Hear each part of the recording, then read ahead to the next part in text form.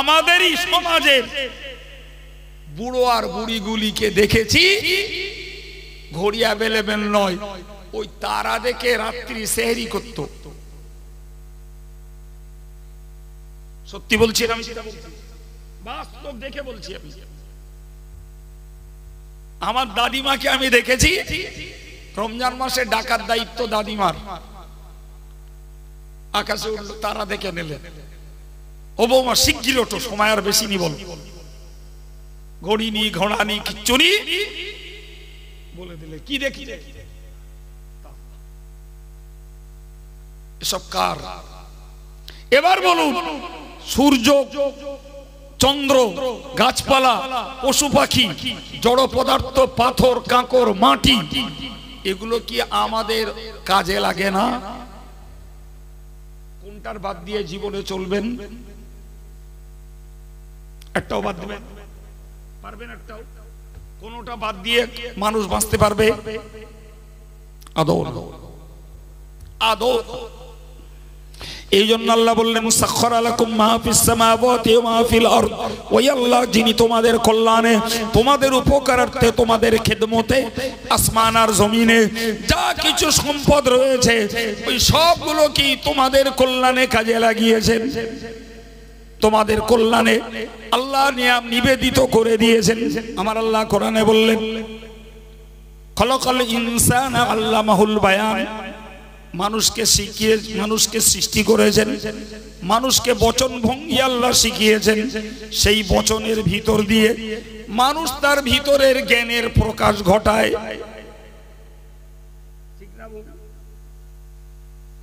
তাহলে একটা কথা স্বীকার করুন ফের, যে সৃষ্টিগতভাবে আল্লাহ যেমন আমাদেরকে সুন্দর বানিয়েছেন, তেমন আমাদেরকে আল্লাহ জ্ঞান আর জ্ঞান প্রকাশের জন্য ভাষা দিয়েছেন।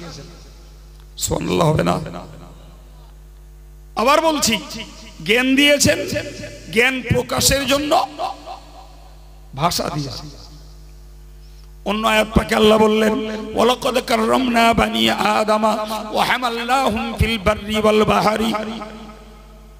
ও মানুষ, তুমি মনে রেখে দাও, আমি আল্লাহ পাক আদম সন্তানকে সম্মান দান করেছি। আদম সন্তানকে ছোট কথায় বোঝেন ভাই। আমি মনে করুন এই পেয়ারা গ্রামের কোন পরিবারের শত্রু আমার দিয়ে বলি, তা আমি একদিন ফজরের নামাজ পড়ে আমার ওই শত্রুটার বাড়ি গেলাম। আমি জানি ও আমার শত্রু, সেও জানে আমি তার শত্রু।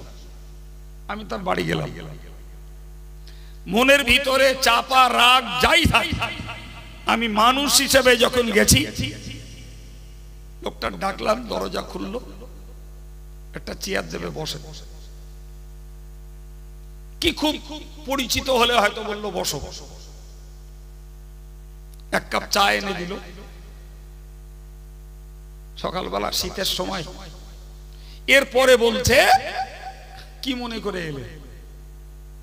শত্রুতা আছে বলছে, কিন্তু এই যে মানবিক ব্যবহারটা, আমাকে বসতে দেওয়া, কি আমাকে এক কাপ চা দেওয়া, এরপরে খোঁজ নিচ্ছে কি মনে করে।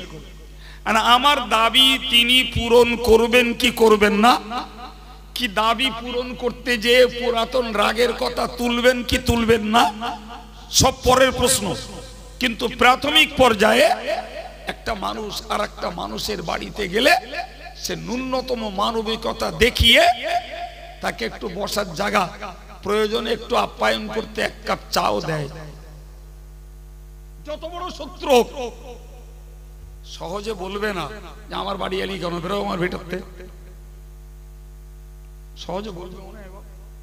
আচ্ছা বলেন তো, যদি এই পেয়ারা গ্রামের পূব পাড়ার কুকুর যদি পশ্চিম পাড়ায় আসে, তো পশ্চিম পাড়ার কুকুরগুলো ওরে ভালো করে একটা বসার জায়গা দেবে, আর পাড়াতে দু চারটে হাড় মাছের কাটা কুড়িয়ে ওরে দেবে, ভাই তুই আমাদের এলাকায় এসছিস, তা অন্তত একটু টিফিন টাফিন করে তাই যা দেবে। জি, আপনি জানেন লক্ষ লক্ষ টাকা দামের কুকুর আছে, যারা গোয়েন্দার কাজ করে লাখ লাখ টাকা দিয়ে কুকুর কেনে আর পোষে সরকার। তো ওইরকম কুকুর যদি আসে, তাও আমাদের দেশীয় কুকুররা ওরে যত্ন নেবে, যে আমাদের সার এসে বুলডগ দেবে। প্রিয় ভাইরা আমার, আমি কোরআন বোঝাচ্ছি বাস্তবমুখী করে। তাহলে এক গরু আর এক গরুকে সম্মান করে না, এক কুত্তা আর এক কুত্তাকে সম্মান করে না। গরু তার নিজের বাচ্চাটাকেও বড় হলে আর চেনে না, কুত্তা তার বাচ্চাটাকেও নিজের বড় হলে চেনে না। প্রিয় ভাইরা আমার, কিন্তু মনে রাখুন, মানুষ বোকা মূর্খ, শিক্ষিত অশিক্ষিত, কালো ধলো, সরু পাতলা মোটা, যেই পারে হোক, মানুষ তো বটে সে। ফলে এক মানুষ আর এক মানুষকে সম্মান করে, এক মানুষ আর এক মানুষকে আপ্যায়ন করে। এটাই হলো মনুষ্যত্বের একটা ন্যূনতম দায়িত্ব। আল্লাহ এই জন্য বলেছেন, লাকাদ কাররামনা বানি আদম, আমি আদম সন্তানদেরকে সম্মানিত করেছি। সুবহানাল্লাহ। আর কি করেছি? ওয়া হামালনাহুম ফিল বাররি ওয়াল বাহর, এই মানুষকে আমি আল্লাহ স্থলভাগে এবং জলভাগে এদেরকে ক্ষমতা প্রয়োগ করেছি। এরা স্থলভাগে এদের অধিকার বিস্তার করেছে, এরা জলভাগে এদের অধিকার বিস্তার করেছে। এরা স্থলভাগে এই ডেঙ্গায় এরা ডিনামাইট চার্জ করে মাটির নিচে থেকে কোটি কোটি টাকার খনিজ পদার্থ উদ্ধার করছে। আটলান্টিক মহাসাগরে, ভারত মহাসাগরে, ভূমধ্য সাগরে, আরব সাগরে, বঙ্গোপসাগরে এই মানুষ তার ব্রেন ঘামিয়ে সেখানে জাহাজ চালাচ্ছে, হাজার হাজার টন মাল লোড নিয়ে।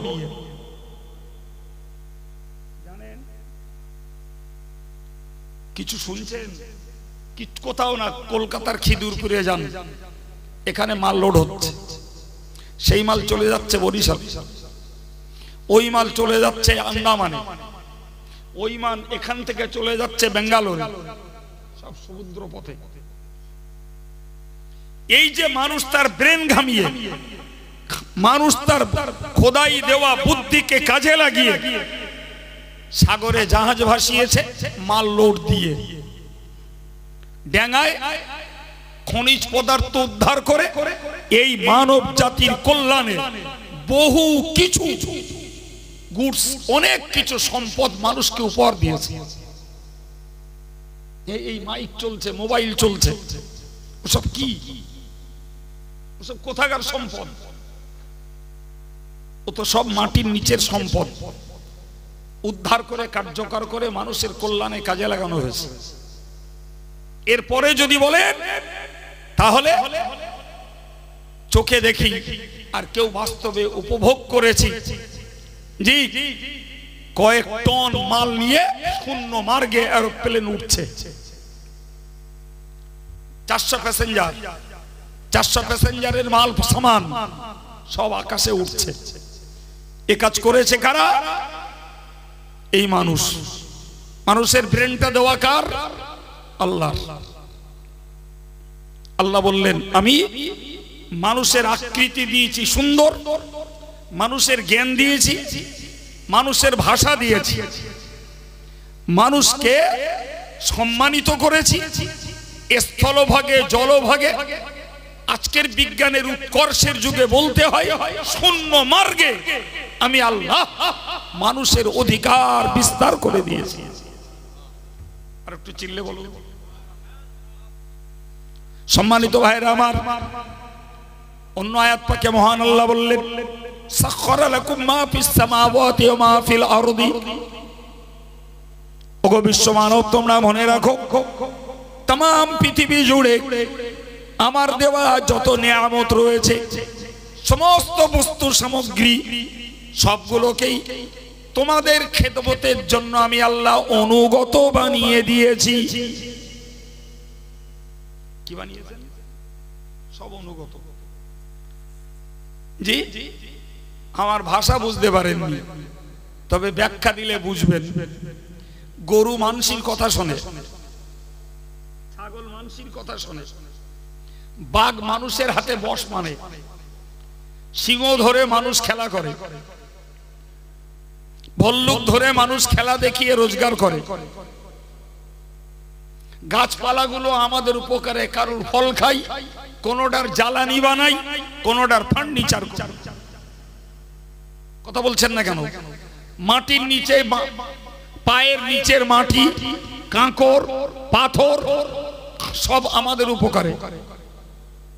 আকাশের সূর্য আমাদের উপকারে, চন্দ্র আমাদের উপকারে,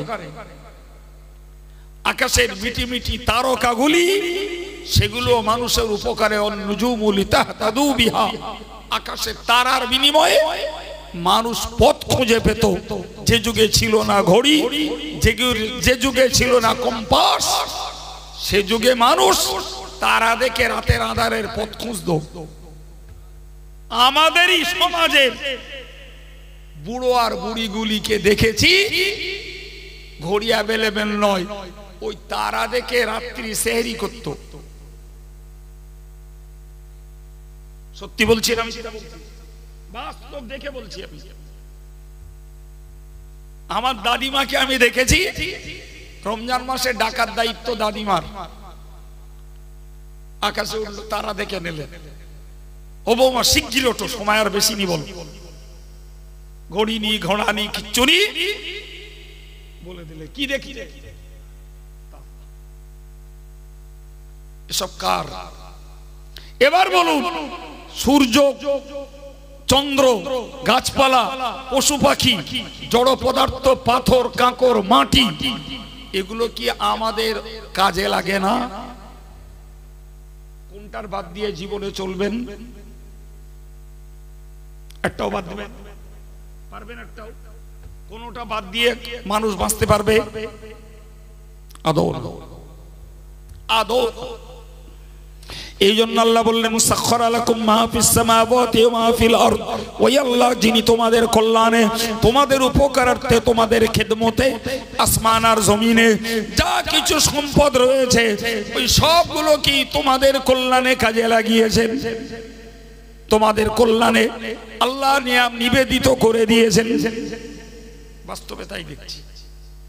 গরুটারে পুষছি, হয় লাঙল টানাবো, এখন ট্র্যাক্টরের যুগ, গরুর লাঙল চলে না, তারপরেও কোরবানির হাটে বিক্রি করে ভালো দাম নেব, যে কিনবে সে সদকা করবে, খেয়ে নেবে। গাই গরুটা পুষছি, দুধ খাবো, যখন আর দুধ খাওয়া দেবে না তখন বিক্রি করতে গোশত খাবো, চামড়াটাও বিক্রি করে পয়সা নেব। ছাগলগুলো পুষছে কি জন্য? ছাগলের সেবায়। কথা বলছেন না কেন? অনেক মায়েরা ছাগল পোষে, ছাগলের সেবায়, ছাগলের যত্নে ছাগল পোষে না, নিজের স্বার্থে ছাগল পোষে, নিজের স্বার্থে গরু পোষে। প্রিয় ভাইরা আমার, আমি আপনাকে এই জিনিসগুলো বুঝিয়ে বুঝিয়ে এসেছি। এরপরে শুনবেন, আমার আল্লাহ কোরআনে বললেন ওয়াজআলনা সিরাজাম ওয়াহাজা, আমি আল্লাহ এই পৃথিবীটাকে উদ্ভাসিত করার জন্য আকাশে দীপ্তিমান সূর্য দিয়েছি। আবার আল্লাহ বলেছেন আমি চন্দ্রটাকে জ্যোতি বানিয়েছি। ওই আল্লাহ বললেন আরসালনার রিয়াহা মুবাশশিরাত, পৃথিবী জুড়ে আমি আল্লাহ মুক্ত বাতাস দিয়েছি। কি ভাবছেন? নিঃশ্বাস আমরা নেই না, নেই না। আপনি জানেন সারা পৃথিবী জুড়ে যে বন জঙ্গল গাছপালা, আল্লাহু আকবার, মানুষের অক্সিজেন সরবরাহ করার জন্য খোদার সৃষ্টি। আমাজনের জঙ্গল, সুন্দরবনের জঙ্গল, সিলেটের জঙ্গল, জি শুধু এক আমাজনের জঙ্গল থেকে সারা পৃথিবীর এই কোটি কোটি প্রাণী যে অক্সিজেন লাগে তার 30% শুধু আমাজনের জঙ্গল থেকে উৎপাদন হয়। ওটা কে বানিয়েছে? সুন্দরবন কে বানিয়েছে? কথা বলছেন না কেন? আরে আপনার নিজের জমিটা আপনি পানি হওয়ার পরে চেশো বাংলায় বলতে হয় জো হয়েছে, জো হওয়া পর্যন্ত ওয়েট করুন, আপনি চাষ করবেন না। দেখুন গাছপালা ঘাস পাতা ভর্তি হয়ে গেছে। আমাদের বাড়ির আশপাশে আমাদের লাগানো গাছ, আম গাছ, নারকেল গাছ, সুপারি গাছ, বাকি আর কোন জঙ্গল গাছপালা আছে না? নাই। কেন বানিয়েছেন? আমরা অক্সিজেন নেব, নিয়ে যেটা ছাড়বো কার্বন ডাই অক্সাইড, ওটা বিষ। ওই বিষটাকে টেনে নেবে গাছগুলো, টেনে নিয়ে শুদ্ধ করে ছেড়ে দেবে অক্সিজেন। তাহলে আমরা টানবো অক্সিজেন আর গাছ টানবে কার্বন ডাই অক্সাইড। অক্সিজেন বিশুদ্ধ শ্বাস প্রশ্বাস, আর কার্বন ডাই অক্সাইড বিষাক্ত। এ দয়া কার? আল্লাহ পাক এই দয়া দেখিয়ে আমাদের মতো মানুষগুলোকে সুস্থ অবস্থায় বিনা চার্জে অক্সিজেন নিয়ে বাঁচতে দিয়েছেন। ওই আল্লাহ আবার বললেন, বান্দারে তোমরা মনে রাখো, ওয়ানজালনা মিনাস সামাই মাআন তাহুরা লিনুহইয়া বিহি বালদাতাম মাইতা। আমি আল্লাহ আসমান থেকে বৃষ্টি বর্ষণ করেছি, পবিত্র বৃষ্টি। একবার জোরে বলুন সুবহানাল্লাহ। তাম পৃথিবীতে যত পানি রয়েছে, আসমানের বৃষ্টিতে নাইট্রোজেন সব থেকে বেশি, এবং রাতের বৃষ্টিতে সব থেকে বেশি নাইট্রোজেন বেশি। আসমানের ওই বৃষ্টি সব থেকে বেশি ডাইজেস্টেবল হজমিকর। পারলে আসমানের বৃষ্টি ধরে খাবেন, আল্লাহ চাহে তো পেটের রোগ নির্মূল হয়ে যাবে। ও পানিতে এত পাওয়ার। আমার আল্লাহ বললেন, ওয়ানজালনা মিনাস সামাই মাআন তাহুরা, আমি আসমান থেকে বৃষ্টি বর্ষণ করেছি, পবিত্র বৃষ্টি। লিনুহইয়া বিহি বালদাতাম মাইতা, আমি লিনুহইয়া বিহি বালদাতাম মাইতা, মরা শহরকে, মরা মাটিটাকে জ্যান্ত করার জন্য, মরা মাটিকে জ্যান্ত করার জন্য। হাদিস পাকের বর্ণনায় পাওয়া যায়, আল আরদুল মাইতাতু ইবসুহা, মরা মাটি হলো, মাটির শুকিয়ে যাওয়া হলো মরা মাটি, শুকিয়ে যাওয়া হলো। আর পানি পড়ে উর্বরা শক্তি ফিরে পাওয়া হলো মাটির জন্য জীবন্ত হওয়া। সুবহানাল্লাহ বলে। ও ভাই, যদি আল্লাহ আসমান থেকে বৃষ্টি না দিতেন, কৃত্রিম পানিতে মানুষের কি প্রয়োজনীয় চাষবাস রবি শস্য হতো বলে মনে হয়? তাহলে বুঝতে হবে, আমাদের আলো দিলেন আল্লাহ, পানি দিলেন আল্লাহ, বাতাস দিলেন আল্লাহ, জমিনে ফসল ফলাতে দিলেন আল্লাহ। আয়াত পাকে বলছেন, আনতুম তাজরাউনাহু আম নাহনুজ জারিউন লাউ নাশাউ লাজআলনাহু হুতামান ফাযালতুম তাফাক্কাহুন। মহানাবুল্লাহ বললেন, এ মানুষ, চাষ তোমরা করো, চাষ তোমরা করো, ফলন তোমরা ফলাও না, আমি আল্লাহ ফলাই।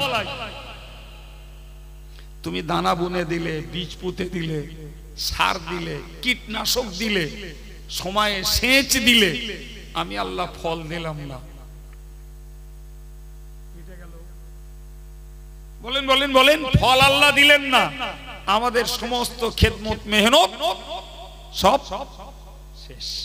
আল্লাহ বললেন, বান্দা লাউ নাশাউ লাজআলনাহু হুতামান, আমি আল্লাহ যদি ইচ্ছা করতাম, তোরা সব কিছু মেহনত দিবি, খরচাপাতি সবকিছু করলি, আমি আল্লাহ খড়কুটো বানিয়ে দিলাম, হয়ে গেল। প্রিয় ভাই, আমি এতক্ষণ ওয়াজ করিনি, এতক্ষণ শুধু একটা ময়দান তৈরি করেছি।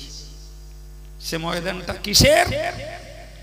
মানুষের প্রতি আল্লাহর কি অবদান, মানুষের প্রতি আল্লাহর কি দয়া, মানুষের প্রতি আল্লাহ পাকের কি নিয়ামত, আমি এরই একটা ময়দান আপনাদের সামনে শুরু থেকে পর্যন্ত তুলে ধরেছি।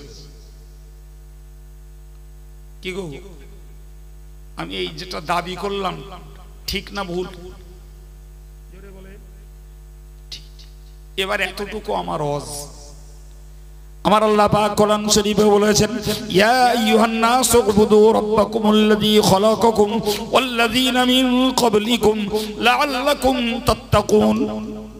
হে মানুষেরা, হে মানুষেরা, আমি আল্লাহ যখন তোমাদেরকে এত কিছু দিয়ে, তোমায় যত্ন নিয়ে, অনুগ্রহ দেখিয়ে, টাইম টু টাইম তোমার যাবতীয় পরিষেবা দিয়েছি, তোমার কাছে আমার দাবি তুমি আমি আল্লাহকে এক বলে স্বীকার করো।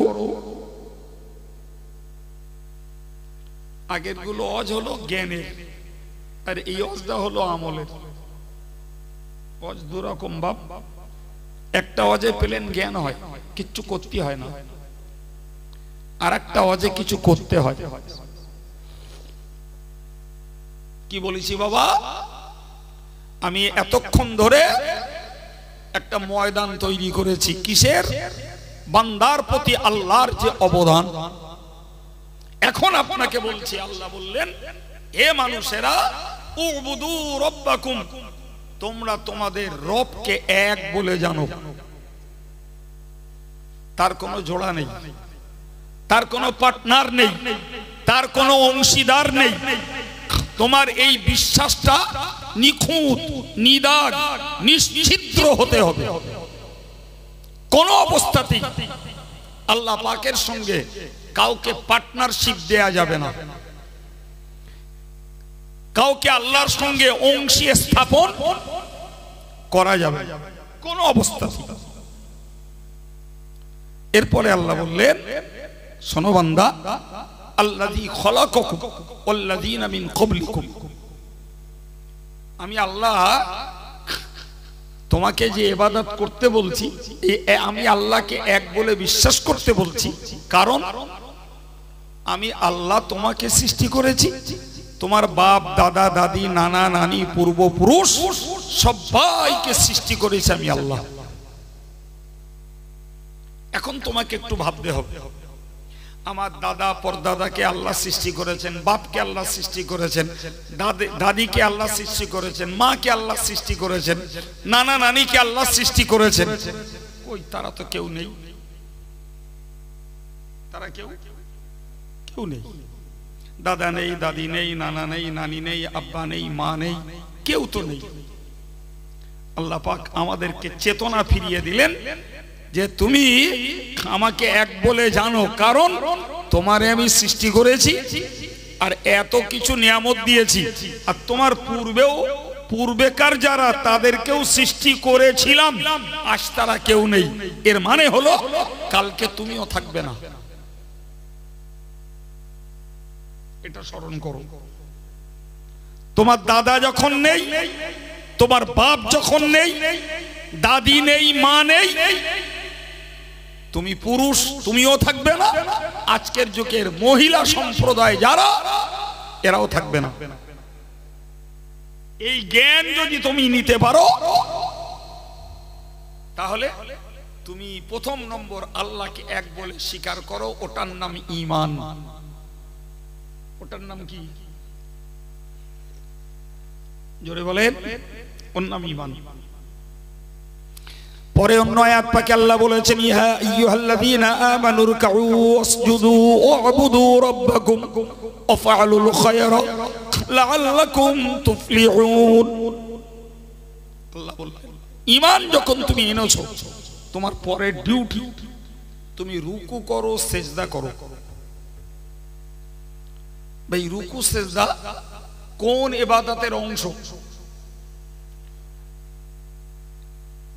রুকু সিজদা নামাজের অংশ। তার মানে হলো তুমি যখন আল্লাহর প্রতি ঈমান নিয়ে এসেছো, তোমার ফার্স্ট এন্ড মোস্ট ডিউটি হলো দৈনিক 5 টাইমস তুমি নামাজ আদায় করো। বেয়াদবির ক্ষমা চাচ্ছি, পেয়ারা গ্রামের যুবকেরা অনেক খরচাপাতি করে সৌন্দর্য মণ্ডিত চলার পথ আর গেটাপলা প্যান্ডেল তৈরি করে 2 দিন ব্যাপী সভা দিল। পেয়ারার নারী পুরুষ মিলে যদি সবার আগে 40% নামাজি থাকে, তাহলে সবার পরে যদি সংখ্যাটা বেড়ে 50% হয়, তাহলে তো বোঝা যাবে যে বক্তারা যা দুদিন ধরে গেয়ে গেছেন সেটা কার্যকর হয়েছে। ভুল বললুম? দুদিন ধরে জলসা হলো, পয়সা কড়ির প্রচুর উৎসর্গ হলো, আর 40% মুসল্লি, আর আজকের রাতের শেষে ফজরের নামাজ, রাত জাগায় কাজা, তার মানে আরো সংখ্যা কমে গেল। কিরম মনে হচ্ছে? মনে হচ্ছে লোকের কথায় রসকস কিচ্ছু নেই, এরা মনে হচ্ছে নাকি ব্রেনে ঘেনু থাকে? আমার কথাটা কেটে দেন। বলেন বলেন, আজকে রাতের শেষে ফজরের নামাজ পড়ার লোক যদি রাত জাগার কারণে, কথার কথা 5 জন 10 জনের যদি ফজরের নামাজ কাজা যায়, তাহলে ছিল 40%, পার্সেন্টেজটা কমবে না? কমবে না?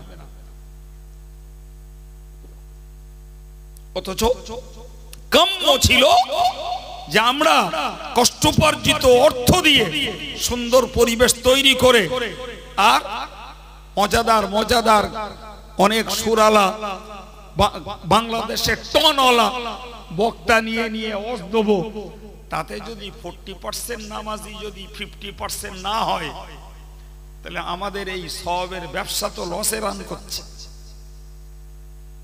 এটা কি, এটা কি লৌকিকতা না সওয়াব? উদ্দেশ্যটা সওয়াবের, তো রেজাল্ট যদি দেখছি যে সওয়াবের ব্যবসা লসে রান করছে, তাহলে তো আমাকে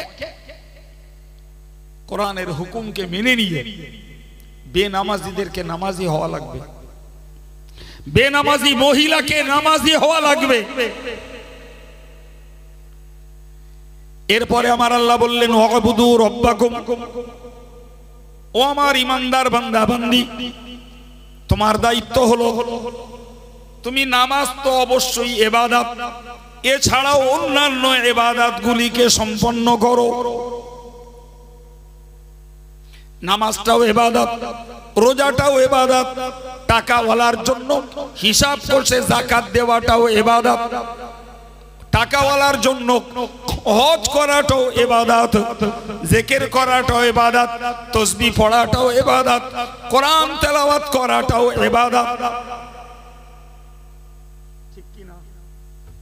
আল্লাহ বললেন, তুমি ঈমানদার যখন হয়েছো, তোমার প্রতি আমার এত অবদান, তুমি নামাজ পড়ো, নামাজ সহ অন্যান্য ইবাদতগুলো করো।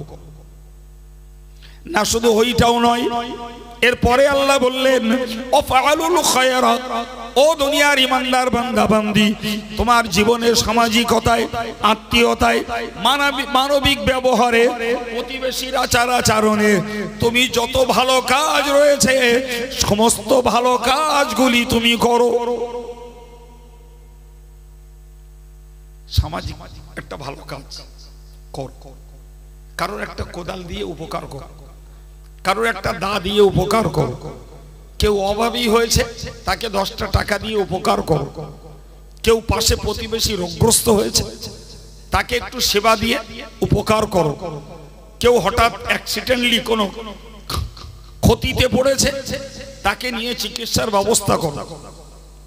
তুমি তোমার সমাজ জীবনে যত রকমের মানবিক ভালো কাজ আছে ওগুলোকে করো, ওগুলোকে করো।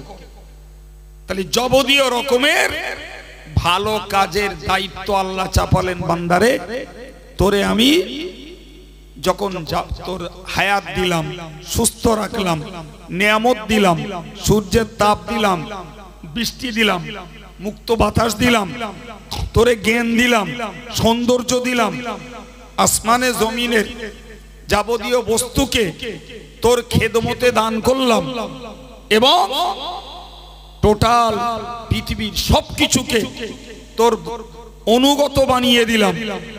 সর্বোপরি বান্দা তোকে ড্যাঙায়, পানিতে, শূন্যে তোরে অধিকার দান করলাম। তুই কেন আমাকে এক বলে জানবি না? কেন আমার নামাজটাকে পড়বি না? কেন আমার অন্যান্য ইবাদতগুলো করবি না? কেন তুই তোর ভালোর জন্য যাবতীয় ভালো কাজগুলো কেন করবি না? শোন বান্দা, তুই যদি করিস তাহলে তোর জন্য পুরস্কার, লাআল্লাকুম তুফলিহুন। বান্দা, তুই আশা করা যায় সফলতা লাভ করতে পারবি। তোর জীবনে তুই ব্যর্থ হবি না, অকৃতকার্য হবি না, বরং আমার নির্দেশ মতো যদি তোর জীবনটাকে তুই গড়তে পারিস, তবেই তো তুই পৃথিবীতে যেমন সফল, মৃত্যুর পরে তেমন হবি সফল। একবার জোরে বলা যাবে সুবহানাল্লাহ। ভাইরা আমার, আল্লাহ চায় আপনাদের দোয়ায়, আপনাদের আব্বা আমার দোয়ায় এখনো লম্বা সময় কথা বলা যাবে, কিন্তু দরকার সাধ্যের, শক্তির, মনোযোগের, ধৈর্যের। আমারও প্রয়োজন, আপনাদেরও প্রয়োজন। জি, তো আজ মাশাআল্লাহ আপনারা যথেষ্ট শুনেছেন, কালও শুনেছেন, আজও শুনেছেন, সেই সঙ্গে আমিও কিছু আপনাদেরকে শোনালাম। এখন আগের বক্তাদের কি ওয়াজ আপনারা শুনেছেন না শুনেছেন আমি জানি না, তবে আমি আজকে শেষ বেলায় এসে আপনাদেরকে যেটা শুনিয়েছি সেটি হলো আল্লাহর নিয়ামতের ভিত্তিতে, আল্লাহ পাকের অবদানের বিনিময়ে তাকে এক বলে জানবো এবং তার হুকুম আদায় করব, ছোট বড় ভালো কাজগুলোকে করব এবং অন্য আয়াত অনুযায়ী বলতে পারা যায় যত মন্দ কাজ আছে সেগুলোকে হার্ড অ্যান্ড সোল চেষ্টা করে ছাড়ব। তবেই আমাদের জীবনটা হবে ধন্য, আমরা হব সফল, আমরা হব বিজয়ী, আমরা পাবো পৃথিবীতে শান্তি, পরকালে পাবো মুক্তি। শেষ আয়াত পাক বলছি, আল্লাহ বলেছেন, মান আমিলা সালিহান মিন যাকারিন আও উনসা ওয়া হুয়া মুমিনুন। মহান আল্লাহ বললেন, যে লোকটা নারী হোক চাই পুরুষ, ঈমান সহ যিনি নেকির কাজ করেছেন, ভালো করে গোড়াটা মুখস্থ করুন, ঈমান সহ যিনি নেকির কাজ করেছেন। ঈমান সহ মানে ঈমানটাকে ঠিক রেখেছেন, সুবহানাল্লাহ পড়েছেন, ঈমানটাকে ঠিক রেখেছেন, 200 টাকা দান করেছেন, ঈমানটাকে ঠিক রেখেছেন, রোজা করেছেন, ঈমানটাকে ঠিক রেখেছেন, কোরআন পড়েছেন, ঈমানটাকে ঠিক রেখেছেন, সুবহানাল্লাহ পড়েছেন, ঈমানটাকে ঠিক রেখেছেন, মানুষকে উপকার করেছেন। আল্লাহ বললেন, পৃথিবীর যে নারী যে পুরুষ ঈমানটাকে ঠিক রেখে দিয়ে নেকির কাজ করবেন, আল্লাহ পাকের বক্তব্য, ফালানুহিয়ান্নাহু হায়াতান তাইয়্যিবা, আমি আল্লাহ তাকে পৃথিবীতে শান্তিপূর্ণ জীবন দেব।